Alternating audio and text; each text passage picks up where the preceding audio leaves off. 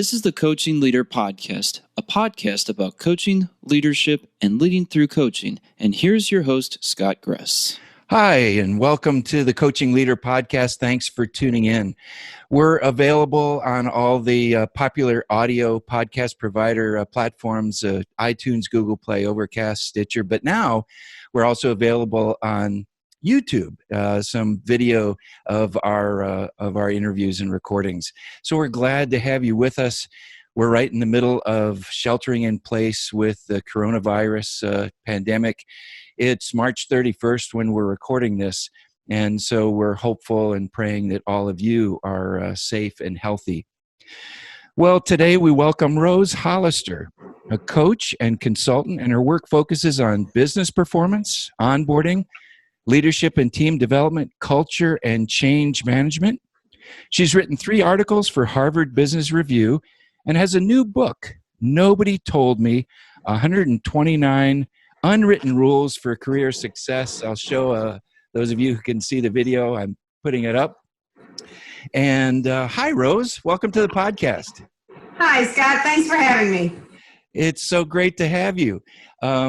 I hope you and your family and your husband, my former college roommate, are doing well and are healthy.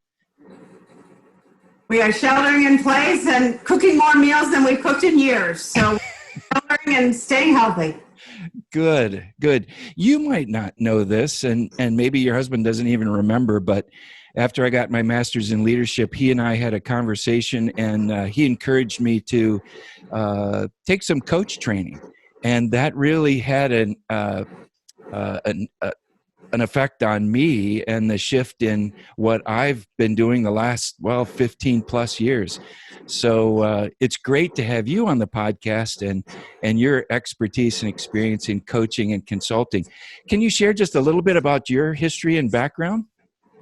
Thanks, Scott. I'd be happy to. So basically, straight out of college, I worked in residence halls. So my very first job, I was in charge of 420 freshman women, and it's a great leadership exercise because they were in their first year away from home and experiencing freedom, and I was in charge of both helping them feel at home and enforcing lots of rules. Oh, yeah. I did that for a few years. I got a master's in education. Then I went and ran a small campus and was really able to start training and teaching because the second school I worked at had satellite campuses. And so I got to do a lot of training with the satellite students. And so when I decided that 5 years as living in residence halls as a leader after 4 years of college, I didn't want to hit double decades or hit living in a residence hall. So I thought, you know what, I'm teaching, I'm training, I've done residence life, what do I want to do? And I really want to do training. So for the last few decades, I've really focused in organization development. I've been internal, I've been external. So I've just had an opportunity to work with organizations of every size in the areas of leadership, development, coaching, change, and culture. Beautiful. Well, you have a new book, Nobody Told Me, 129 Unwritten Rules for Career Success. Awesome book. How did it come about? Well, the book has been being written in pieces and parts over a very long time. So at one point I was VP of Learning and Development for Equity Office, and I was on the train going from the western suburbs to Chicago and kept sitting down during my commute and thinking, oh, I wish my staff knew this, or I wish somebody had told somebody this, or here's something I just learned. So I kept doing it in pieces and parts. My last internal role, I ran the Leadership Institute for McDonald's. And in that capacity, I was in charge of the top 1,600 global leaders and kept thinking, I see a lot of these things I've been writing down as little bits of hopefully wisdom that I think lots of people could use. And when I left McDonald's to start my consulting firm, a friend of mine said, get it done. And he really challenged me to get it done. And so I finished the manuscript. It was in lots of pieces, and it was just time to put it together. And then I used Journey 66, which is a book shepherding service, to really get it from my proposal and my thoughts all the way to production. And so it's been being written for over a decade, but it's now finally done. Congratulations. That's a lot Thank of you. work, but it's turned into gold, I think, the content.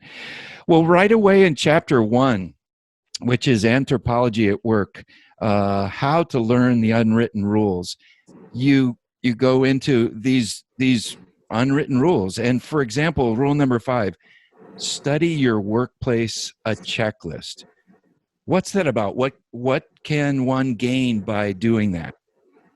I think the assumption that people run into is that they know what matters at a different organization, or they know how something works. And the challenge is to really say, let me pay lots of attention so that I understand what matters here and how to operate in this environment. And so I've had bosses where every single meeting started 10 minutes late. A friend of mine had a boss that said, if you are late, that is a reason in my mind to fire you. Now, I personally think that's extreme, but it's important to know what matters to a boss. You know, just knowing if everybody's in jeans, you don't want to be in a suit. But if everybody's in a suit, you certainly don't want to be in jeans. So what are the unwritten rules around what people talk about, what people do, how they operate? When I was going to one of my jobs, somebody said, our CEO doesn't have a bachelor's degree. Don't talk about the fact that you have 2 master's degrees. That's good advice. It was kind of surprising advice, but it was also quite helpful. Yeah. So as you're doing this studying of your workplace, is that done by just keen observation, reflection, interviewing? What's kind of the mechanism? I think it's all 3 of those things, Scott, because part of it is watching, seeing what other people are doing. Part of it is asking questions. What's important here? What matters here? You know, what are the things that everybody's reading or talking about or paying attention to? You know, if you're working for a sales organization, you better be paying attention to those sales numbers because all the leaders are. You know, if you're in a consumer products organization, what else are people reading so that you're as smart as the other people around you, or at least learning at that? So sometimes it's asking questions, sometimes it's watching, sometimes it's observing. So I think it's all 3, Scott. Great. Well, the book also seems to be real high on helping the reader be self-aware in a number of areas. For example, rule number 14 says, you're not always right. Wow, what a little bit of wisdom that we don't want to hear. Well, what does that mean, and why is that important? You're not always right. Well, when I was a senior leader at McDonald's, I would literally spend every day in meetings. 9 o'clock, 10 o'clock, 11 o'clock, 12 o'clock. You're working in teams. You're debating issues. You're figuring out how to get things done. If I'm always pushing my thought and my agenda, that means that I'm not listening very well. And the truth is that it's about collective wisdom. It's about all of us bringing our thoughts and coming up with a better answer. If I'm just pushing my answer and I think I'm the smartest one in the room, I'm not going to be welcome in that room very long. So it's collaboration. It's listening and being present. Any other kind of elements that are there? I think the other piece is that you, as a leader, have a certain amount of organizational political capital that you can spend. And you can't fight every point. You've got to work well with others. And so what are the really important things where you really do need to stay very strong on your agenda and what's important to you? But where do you really also need to be supporting others? And where do you need to say, you know what, this isn't an important point. This isn't a sword that I am going to yield for this issue.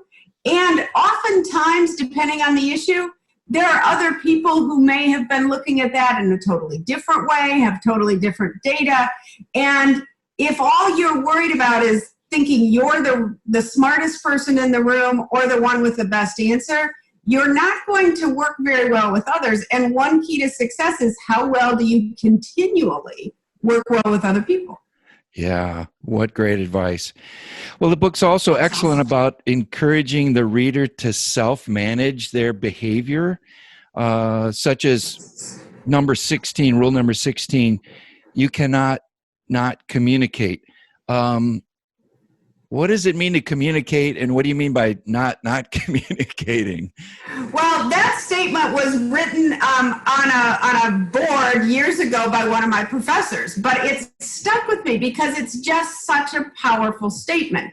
And if you think about it, we're communicating in all kinds of ways all the time.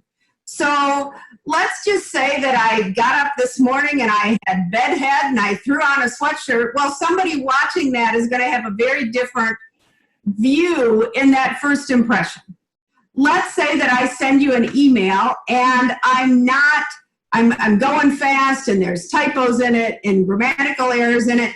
You're going to get an impression of who I am by how that email is, what's in that email. One of my friends who is a CEO at an organization, she says, I understand the message somebody's trying to send me by how carefully they look at the emails that they send me. And so I think it might be the physical presence. It might be the written word. But then I think it's also so many times in organizations, we are being looked at as leaders at how do we treat other people? Do I listen well? Do I ask questions? Do I demonstrate that I care for other people? Or is it all about me? Maybe I'm really nice to my manager, but maybe I'm not nice to the person who's 2 levels below me or the person that cleans the restroom. You know, we're communicating all the time. Are we sending messages of respect? Are we sending messages of care? Are we sending messages that all people are valued? Those are the kind of messages that will last a long time. But if I'm sending the opposite of that, people notice, and it's not good for me or the organization. Yeah, so if you're just paying attention to those things that might be benefiting yourself, rather than paying attention to everything where it would benefit the organization or even others as individuals, people are going to pick up on that. Is that what you're saying? People are going to pick up on it. People are going to notice. There was somebody I used to work with, and what I noticed was that when we were in group settings, he was only always talking to the most senior leader in the room. Where he was, the only people that mattered to him were the other senior leaders. And it was all about his positioning himself to get ahead. Well, you know what? Those kind of things show up over time, where there's also the person that really respects everyone, is warm to everyone. While I was at McDonald's, there were 3 different CEOs that were there in the time I was there. And the middle one was Don Thompson. And Don Thompson just would walk in a room, and his warmth and his presence and his smile and his greeting of people, he sent energy through the room, and everybody mattered to him. Yeah. The most powerful person at McDonald's, and everybody mattered. Well, what a message that sends about let's work together to create this vision of success. But his warmth and caring just sent a message to the entire organization. Powerful, powerful. Holistic communication. What a great lesson. What a great lesson. Scott, there's one other thought that kind of goes with this, and it's the thought that the emotions that we're having show up. So I may not tell you that I'm really stressed, but you probably notice that in some situations. If you have, let's say you have a junior person presenting for the first time at a big meeting. Well, they're not saying they're stressed, but maybe their voice quavers a little bit, or, you know, they're fidgeting a lot. And so one of the rules is you leak, L-E-A-K. That our emotions, as part of that, you can't not communicate. Your emotions show up. If I'm frustrated with you and I haven't sat down and said, Scott, we've got this issue, we've got to work it through. Well, my frustration probably leaks out. So another piece of this, you cannot not communicate, means that you better be very aware and go address those things, because even if I'm not saying it, you're going to notice it. So that other part of you cannot not communicate is you might be leaking, and you better address issues so that they don't show up in other ways. Yeah, and unfortunately, that's sometimes not very common to catch yourself or be aware and then notice how that shows up, and being able to take that step is so important. Well, I thought chapter 7 was fantastic. Help everyone win, the unwritten rules for being a team player. And it starts out with Rule 55. Play with the whole team. What does that look like, and why is it often such a blind spot for people? I think that at the end of the day, we can only do so much by ourselves. Yeah. You need somebody else to help. Maybe it's to figure out what the problem is. Maybe it's to own a part of the work. Maybe it's to deliver something to you. And so if you're looking at what are we as a whole team doing together, then you're really helping everybody to be productive in a different way. So, for example, at one time I ran Learning and Development for Equity Office, and we as a team were doing dozens of development classes around the U.S. And so we really created a structure that said any teacher has to be ready by this point 3 weeks ahead of time, so that the production staff can print everything and send it out in time to reduce stress on all the people who have to get ready for that development class. And so playing with the whole team meant the instructor didn't need for themselves to be ready 3 weeks ahead of time, but they needed to operate that way so that the printer had no stress, so the shipper had no stress, for the person on the ground that it got there a week ahead of time, so that there was lots of room for everybody. And so part of this was playing with the whole team meant paying attention to what everybody needed, not just one person on the team. Yeah, how come that those words of Jesus are sticking in my mind as I'm listening to you? You know, do unto others as you would have them do unto you. And then I'm also picking up from your answers that this isn't so much about politics and sort of doing these things so that it will benefit you, but it's really out of a sense of authenticity and consideration and just a genuine care and concern for the whole organization and the purpose of the organization. I would totally agree. It's about, if you think about the amount of time we all spend working, the amount of time we all spend at work, and we have the ability to really create positive environments or negative environments. And so we've all had bosses who are demanding and disrespectful, and we know how bad it feels to live in those environments. We've had bosses who care about us deeply and really act in ways that support us. And so those people have the ability to really create environments that we feel committed and dedicated to, because they care about all of us, not just, and everything we bring, not just the deliverable of the day. So I would totally say that both as workers, we want an environment where people care about us, and as leaders, we have the ability to create that environment. And so I totally agree with what you're saying. Yeah, thank you. Well, in chapter 17, you are never finished. You list rule 124, assume good intentions. But wait, are you saying that people's motives aren't always so obvious? Well, if you look at, there's some really interesting research that says that, let's say you and I, Scott, we're having an issue. My tendency is to assume that I have good intentions, but to assume that you do not. And so the rule, assume good intentions, is what we all have a choice of how we view situations. And I can say, oh, Scott's doing this. He's doing this to get at me. It's all about him. He wasn't thinking about this.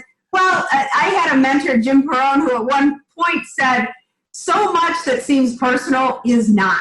And my husband and I often say that to each other when we're navigating difficult work situations. It seems personal. It's not. Take the high road. Look at the long view. Because in the moment, I always believed that I had good intentions, but I can look at any situation through a lot of lenses. And so if I use the lens that you have good intentions, it helps me take the high road, which will help us both in the long run.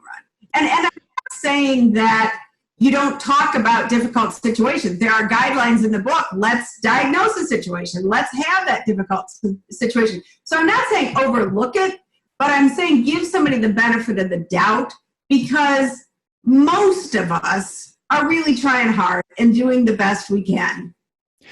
Yeah, I have to confess, a number of times throughout the career, you're working with people. In my world, you work with a lot of volunteers, and it seems as if they dropped the ball or they were deliberately causing troubles, but there's probably something going on behind the scenes, a financial issue, a medical issue, or something that's troubling, that's getting in the way, and it's not what you would first immediately assume. And in my world, we talk about explaining everything in the kindest way, or putting the best construction on what people are doing, assuming the best. And that's what I hear you saying, and that's so wise. It'll avoid problems if you do that. I totally agree. And I do a lot with clients in the areas of how do you manage performance. And the other thing is that oftentimes I may think that I've been crystal clear, but I may not have shared enough detail. I might have not been clear in my expectations. I might not have been clear in a date when I needed something done. And so part of this is also backing up and saying, how clear was I? Sure. Down ahead of time and saying, here's what I'm looking for. Here's what's important. Is this feasible? How does this work with you? Here's the deadline. Is this an agreed upon deadline? Can we put it in writing? Can we agree on, if you can't make it, how soon ahead of time I need to know it? So I think in this time when we're all moving so fast, oftentimes we assume that we're all on the same page. And if we spend more time ahead of time saying, let me be crystal clear, let me get alignment, let me get agreement, let's put this in writing so that there's no question about it. It takes more time up front, but it saves me time in the long run. Yeah. Check yourself as well, and maybe you haven't been so clear. That's really helpful. Well, as you look at your own book and the 129 Unwritten Rules, is there one rule that kind of sticks out for you as your favorite, or one that you like? Well, I liked the question, first of all, Scott. I had to really think about which rule right now is my favorite. It probably changes by the week, but the rule that is my favorite right now is burn no bridges. What I find is that in this connected world, that you keep coming back around and running into people. And so I was just put forward to teach in a high potential program. Well, it turns out that the woman making the decision, I did work for over 10 years ago. Now, let's just say, if I didn't show up and do good work and live out these rules and be respectful and be a good partner, she sure wouldn't select me the second time around. But I just got selected. So again, that burn no bridges paid off 10 years later. I was on the phone with somebody yesterday who was one of my graduate students. I've taught at Northwestern in the Masters of Learning and Organizational Change. And so I was on the phone yesterday with somebody who was a graduate student of mine over 10 years ago.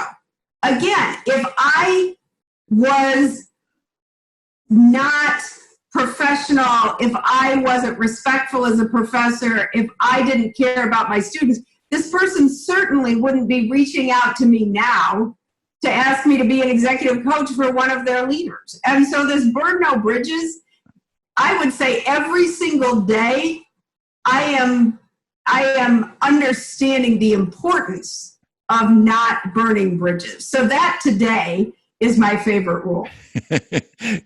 That's a great rule to have as a favorite. And I appreciate that it might change depending upon your context or situation.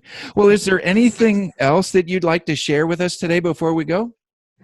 Well, I was really thinking about if I was writing the book today, what would change? And I thought, you know what, I'd add another rule. And Okay. the rule that is not in here is the rule of pay it forward.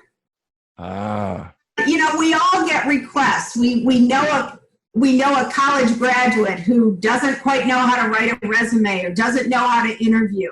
You know, we all have friends who are looking for jobs. We have people, you know, who we may know who have been laid off from jobs. How do we pay it forward? How do you sit down with that college senior? How do you email that person that just got laid off? How do you have that informational interview with someone? So the rule that isn't in here that I wish was in here is pay it forward. what a great rule. And I see a second edition coming out in your future. I'm not a prophet, but well, how can people get in touch with you if they'd like to?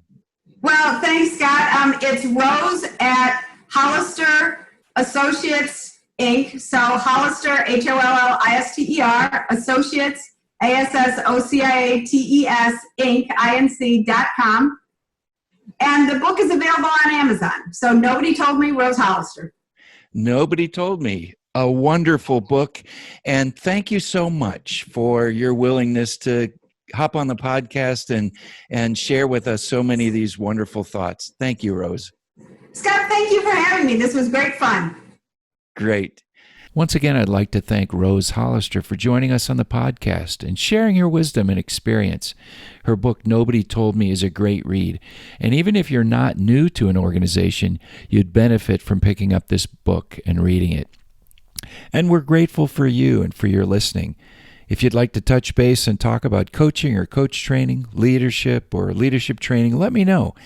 We serve in a number of ways and are happy to connect and see how we can be supportive and helpful. Our website is scottgress.com, and our email is scottgress@me.com. Well, God bless you in your leadership, coaching, and growing others, and we look forward to being with you next time on The Coaching Leader.